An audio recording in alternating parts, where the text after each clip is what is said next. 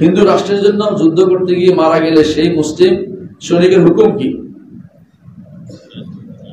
প্রথমত এই যুদ্ধ ফেতনার যুদ্ধ, এমনিতে যাইছে। আর হিন্দু রাষ্ট্র রক্ষার জন্য মোটে তিনি তো মনে হারাম কাজ করছেন, তার ইমান চলে যাওয়ার সময় অনেক বেশি। ইমান যারা ইমান চলে তার মধ্যে একটা, আমরা জানেন কাফেরদের পক্ষে নেওয়া ইমান চলে যাওয়ার জন্য একটা।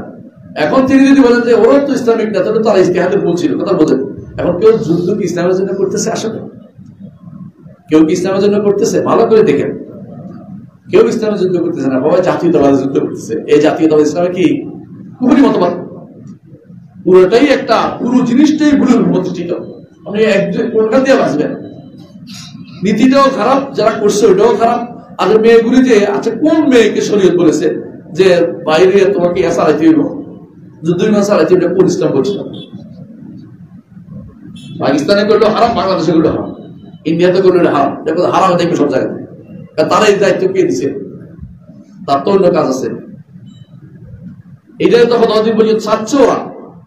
একদিকে এক দেশের প্রেসিডেন্ট বলছে কারো 6টা সন্তানের পুরস্কার দিবে, মেডেল দিবে, আর আমাদের বলে একটা সন্তান, 2টা হলে ভালো, একটা হলে খারাপ না, নাকি? আরো ভালো, 2টার বেশি না, 2টার বেশি না, 8টা হলে আরো ভালো না? এগুলি হচ্ছে আমাদের মুসলিম জনসংখ্যা কমানোর বুদ্ধি। এবং মুসলিম মেয়েরা যদি ঘর থেকে বেরিয়ে যায়, সন্তান নিতে চায় না। এখন তো অনেকে বলছে যে সন্তান নিতে চায় না, অনেকে আছে সন্তানের কথা বলে রাগ করে, সন্তান নিয়ে যাচ্ছে, সন্তান নিয়ে যাচ্ছে আমাদের, মানে মনে করছে ঘর রাখতে চায় না, কিছু কষ্ট হয়, কান্নাকাটি শুনবে মেয়েদের যেতে পারছে না। নাউজুবিল্লাহ। মুসলিম সৈনিক আছে, জাতীয়তাবাদের যুদ্ধে কোনো মুসলিম মারা গেলে শহীদ, কখনো নাকি শহীদ। নারী নেতৃত্ব ইসলাম কি বলে? নারী নেতৃত্ব ইসলাম কি বলে? আপনারা বলেন হারাম। কি বলে? হারাম। বর্তমান সময় ইসলামী বিধিবিধান আইন প্রতিষ্ঠিত না হওয়ার পিছনে কি কারণ থাকতে পারে? 1 নম্বর কারণ হচ্ছে মুসলিমদের অজ্ঞতা। 1 নম্বর কারণ হচ্ছে মুসলিমদের অজ্ঞতা। মুসলিমরা ইসলামী আইন বিষয়ে জানেই না, তাদের মধ্যে ইসলামী আইন ভীতি কাজ করে, ইসলাম ফোবিয়া কাজ করে। আইনের ভিতরে ফোবিয়া, ইসলামী আইন কেমনে বাস্তবে হাত কেটে দিবে? অথচ আমরা 16 বছর 15 বছর ছিলাম, একটা হাত কাটা মানুষ দেখি না, কিন্তু চুরি হতো। তবে টাকা নিয়ে হয়তো চিন্তা করে যে ভালো চুরি হয়ে যাবে। অথচ এই দেশে টাকা নিয়ে না, আপনি যদি গাড়িতে উঠতে পারেন, দেখবেন যে পকেট মোবাইল নিয়ে গেছে, দেরি টাকা মোবাইল নিয়ে গেছে উঠতে, বহু মোবাইল চলে গেছে। মনে করছেন পয়সা বাঁচাবেন, ইয়াতে উঠেন নাই, মোবাইল গেছে গে, কতদিনের পয়সা গেছে গে, হ্যাঁ কয়েক বছরের পয়সা চলে গেছে একসাথে। কারণ এবার কিনতে গেলে আবার আপনার 50,000 লাগতেছে। 50,000 হয়তো আপনি হয়তো হ্যাঁ ট্যাক্সিতে উঠতে পারতেন হয়তো কতবার, হ্যাঁ কতবার উঠতে পারতেন, মানে 100 বার উঠতে পারতেন। তো যারা যদি 500 টাকা করে পান, তাহলে বোঝা গেল যে আমাদের যে অবস্থা তৈরি হচ্ছে, মূল কারণ হচ্ছে আমরা আসলে ইসলামী বিধান প্রয়োগ করতেছি। জাহালত বড় কাজ হচ্ছে, জাহালত বড় সমস্যা হচ্ছে মূর্খতা। দ্বিতীয় কাজ হচ্ছে বাইরের শত্রু। বাইরের শত্রুতা শরিয়া সবচেয়ে ঘিরে দেয় দেশের কাছে, শরিয়া শব্দ শুনতে চায়। এই জন্য আমাদের যারা ইসলামের কথা বলে না, ইসলামের রাজনীতি করে, অনেকে এখন শরিয়া বাস্তবায়নের কথা এতগুলি ইয়া দিছে, এই এত দফা আমরা গেলে এই করবো সেই করবো, একবারও বলে নাই যে ইসলামিক কোর্ট প্রতিষ্ঠা, শরিয়া কোর্ট প্রতিষ্ঠা করবো না। এই সাহস তাদের নাই, কারোই নেই, সবাই হেরে গেছে। এখানে শরিয়া শব্দ বলতে চায় না কেউ, শরিয়া কেটে দিয়ে সবাই পছন্দ করে। এই যে ব্যক্তি এতক্ষণ পর্যন্ত শরিয়ার প্রতি মহব্বত তৈরি না হয়, বোঝা গেল তার মধ্যে এখনো ভীতি, বাইরের ভীতি, নিজের ভীতি, নিজে জানেও না, বাইরের ভীতি কাজ করতেছে। 2টা দিন মনে রাখবেন, একটা হচ্ছে ভিতরের অজ্ঞতা, বাইরের ষড়যন্ত্র। এদের একজন বলেছিলেন আল ইসলাম বাইনা জাহলে আবনাইহি ওয়া কাইদা আদাইহি, এটা বই লিখছে যে ইসলাম বাইনা জাহলে আবনাইহি, ইসলাম হচ্ছে তার সন্তানদের না জানা, ওয়া কাইদা আদাইহি, শত্রুদের ষড়যন্ত্রের ভিতরে বসছে, 2টার মধ্যে বসছে। নিজেরা ইসলাম জানি না, আবার ওদের ষড়যন্ত্রকে নিচ্ছি, এবং তাদের পদলেহী হওয়ার জন্য, তাদের কাছে ভালো হওয়ার জন্য যত বেশি ছাড় দিতে পারি শরীয়তকে, তত বেশি মনে করি আমি উদার, আমি লিবারাল। এটা হচ্ছে সবচেয়ে বড় ক্ষতির কারণ। যারা ইসলাম বিরোধী আইন প্রণয়ন করবে, 2 নম্বর হচ্ছে যারা এর পক্ষে ওকালতি করে, এর পক্ষে প্রতিরোধ করতেছে, ঠিক আছে। আর 3 নম্বর হচ্ছে যারা এই দিয়ে বিচার করবে। 4 নম্বর হচ্ছে যারা এটা মেনে নেবে।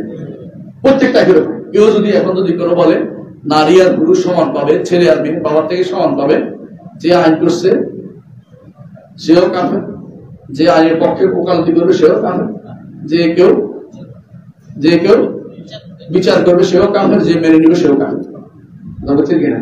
এটা মনে রাখতে হবে। তাহলে বুঝবেন যে কাফের কেমনি হয় এটা চাইলে, তাহলে আমাদের নেতারা বলবে না যে নারী নেতৃত্বের ব্যাপারে এখন নতুন করে চিন্তা ভাবনা করার সুযোগ রয়েছে, আলোককে জিজ্ঞাসা করতেছে কি সিদ্ধান্ত করবে, কি সিদ্ধান্ত নতুন করে। হ্যাঁ, যে জিনিস মোহাম্মদ রাসূলুল্লাহ সাল্লাল্লাহু আলাইহি ওয়াসাল্লাম রাখেন না, আপনি কোথেকে আনবেন এটা? আর আমরা বানাইতে পারবো এটা? রাসূল যেখানে বলেছেন লা ইয়াফলাহু কওমুন ওয়াল্লাহু আমরুহুম ইমরাআ, ওই জাতি কখনো সফল কাম হতে পারবে না যারা তাদের নেতৃত্বকে নারীকে দিয়েছে। কথা বুঝতে পারছেন? ইসলামের জন্য এই নাতি দেন। আয়েশা রাদিয়াল্লাহু আনহা দলিল দেওয়া যাবে না। আয়েশা রাদিয়াল্লাহু আনহা ভুল করেছেন, স্বীকার করেছেন। তিনি সারা জীবন কাঁদতেন, মা আলী ওয়ালিল জামাল, আমার কি হলো, আমি কেন জামালের যুদ্ধে গিয়েছিলাম।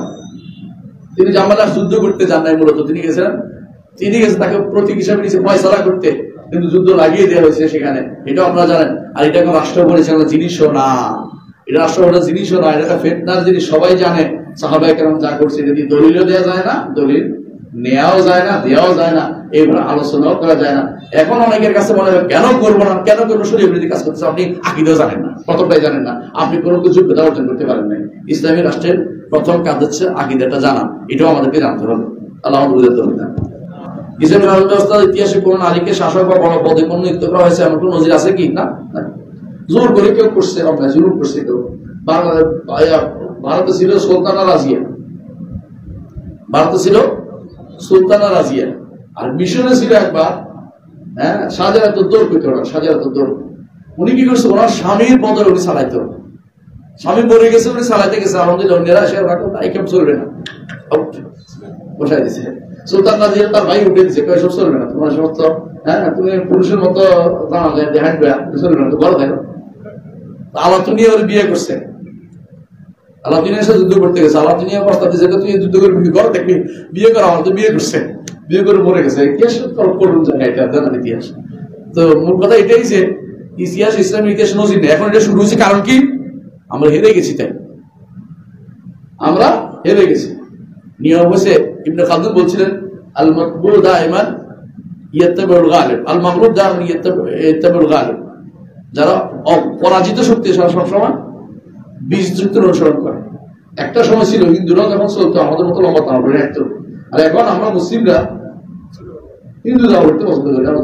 খ্রিস্টানদের জামা তো আমাদের ঘরে ঘরে আছে।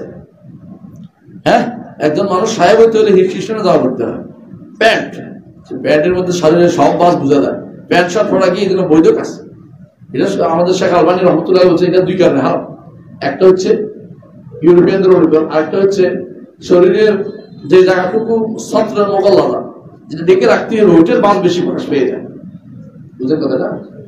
রুকুতে গেলে, সেজদায় গেলে যারা ভাঁজ প্রকাশ পেয়ে যায়, অস্বীকার করবেন। এটা কোন ধরনের কথা? এটা কি শরীরে বৈধ করছে কোন দিন? এটা ইউরোপিয়ানদের কাজ, আমরা কেন নেব এটা? এগুলি যদি বলি আমরা তো খারাপ হয়ে যাবো, কইতে চাই না। আবার আমরা এটা দিয়ে ইসলাম কায়েম করবেন। যুদ্ধের সময় মহিলা, শিশু, বৃদ্ধ লোক হত্যা করা নিষেধ, কিন্তু এখন মহিলারা সেনাবাহিনীতে, বিনা বাহিনীতে যাচ্ছে, যুদ্ধ করে, সেই যুদ্ধ মহিলা সৈনিকদের হত্যার ব্যাপারে ইসলাম কি বলে? যারা যুদ্ধ করে মহিলাদের, তাদের হত্যা করা যাবে। মহিলা যারা যুদ্ধ করে তাদের হত্যা করা যাবে।